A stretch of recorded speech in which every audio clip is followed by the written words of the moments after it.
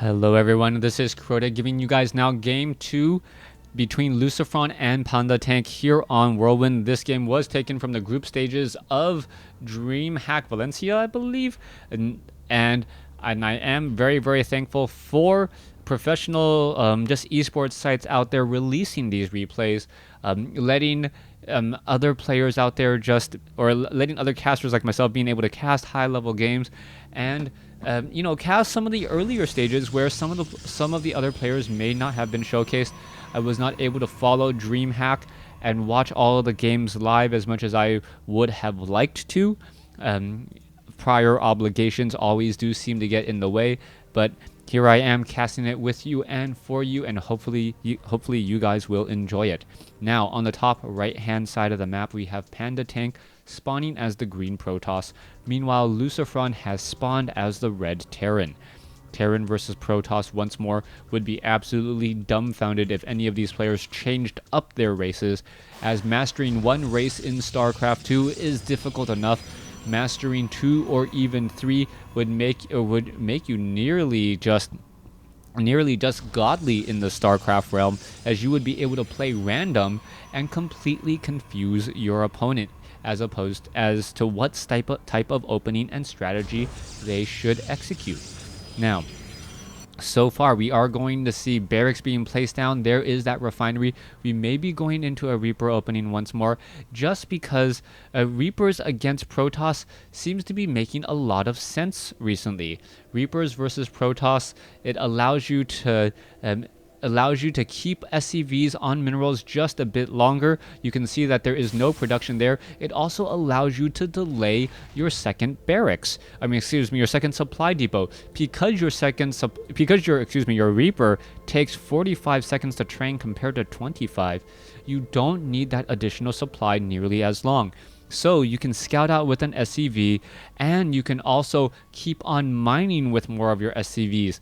This has the added bonus, added income that a lot of players, or a lot of diamond and some platinum players often forget about, is that they can get more minerals down. You can see that Lucifron is using those additional minerals for a command center, and he's also adding on a reactor. He is still sitting at 18/19 supply. He's going to add another supply depot now. He will end up being supply blocked for a very small amount of time here. You're going to see that this supply depot does take 30 seconds compared to Overlords and Pylons only taking 25. I still don't know why that is the case, as we are now looking at a Reaper making his way forward.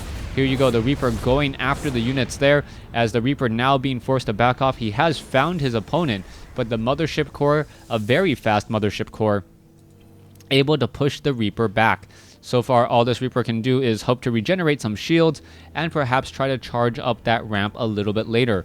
We are going into the command center here. We may see a liftoff and a land here in just a moment, as we are already double training up Marines. This is the same build that Lucifron did in the previous game, which worked out so well, as he is already getting level 1 weapons upgrade. Alright, I don't remember if he got level 1 weapons upgrades as quickly in the previous game, so he may be going for a bit of a timing push. Now, Lucifron's timing push here, he's going to be getting up a whole bunch of Marines, and this is one of those scary situations. This Reaper has been able to just bait out this Mothership Core perhaps a little bit too far. Now, the Mothership Core, yes, it does have a get out of jail free call in this mass recall and heading back home. But if the Marines are able to shoot down this Mothership Core or force a recall, there is not going to be enough for that photon overcharge. The Reaper could have actually ran inside there, not quite sure why he didn't. He would have had plenty of opportunity, as we're now looking at even more Marines still being trained. Very heavy production, as we're now seeing at 35/38. Slowing down some Marine production there momentarily. We could be going into perhaps a dozen or so Marines before Lucifron does try and move out, or he could just be building his build order and taking his sweet time. Meanwhile, one hallucinated Phoenix does quickly get shot down there.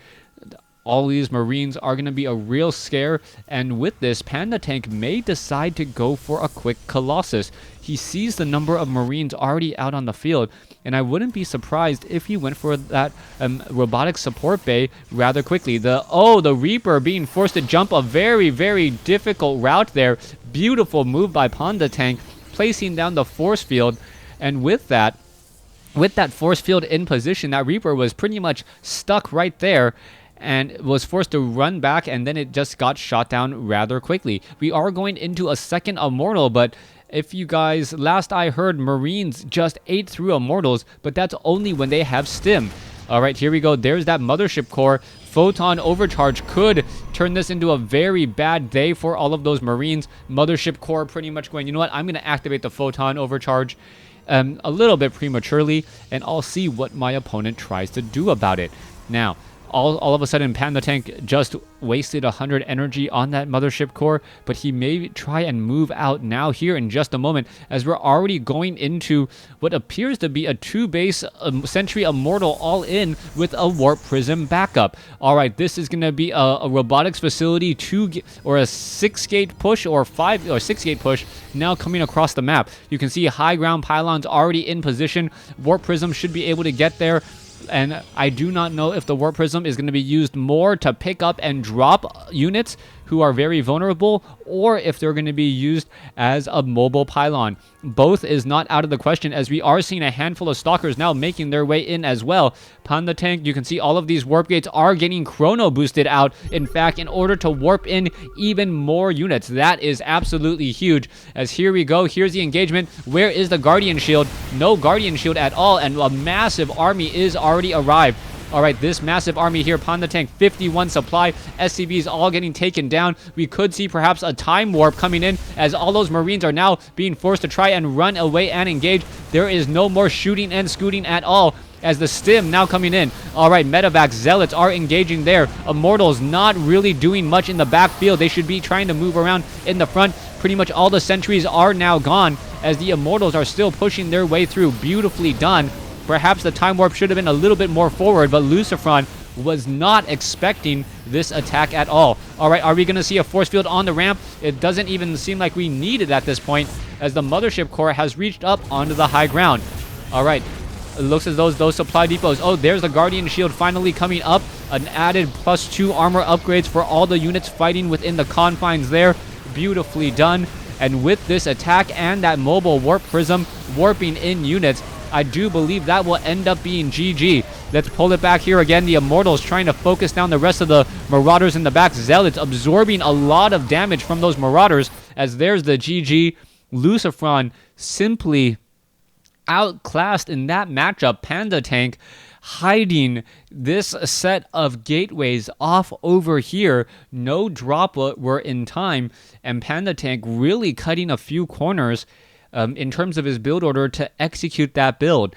Now, if you try to do that build and you feel that it just doesn't work for you, you got to remember the timing on that build and that pressure was absolutely perfect. PandaTank engaged right as Lucifron, or 20 seconds before Lucifron got out his first 2 medevacs. If he was 40 seconds later, those medevacs could have been inside his base, taking down these 2 pylons and then shutting down all of these warp gates. This was a very, very refined build, which PandaTank purposely built. You saw that he was hiding his Immortals back over here as well, hoping that his opponent would actually build more Marauders. Those Immortals very effective at taking down many of the buildings, but it was really the Zealots in the front and a good time warp that put Lucifron in a very, very uncomfortable position. He couldn't really stim and engage. The stim wasn't even done. He had another 10 seconds before it was completed. So that just allowed PandaTank to get himself into position, and whoever is in position normally wins those battles, as the other player has to try to stim and move in to engage while the other person is just stationary. That gives them just a bit more damage. A half a second more damage was the victory and defeat difference here. Thanks for watching. Thanks for listening. I hope you guys enjoyed Game 2 in this Best of 3 series. Please stay tuned for the final decisive Game 3.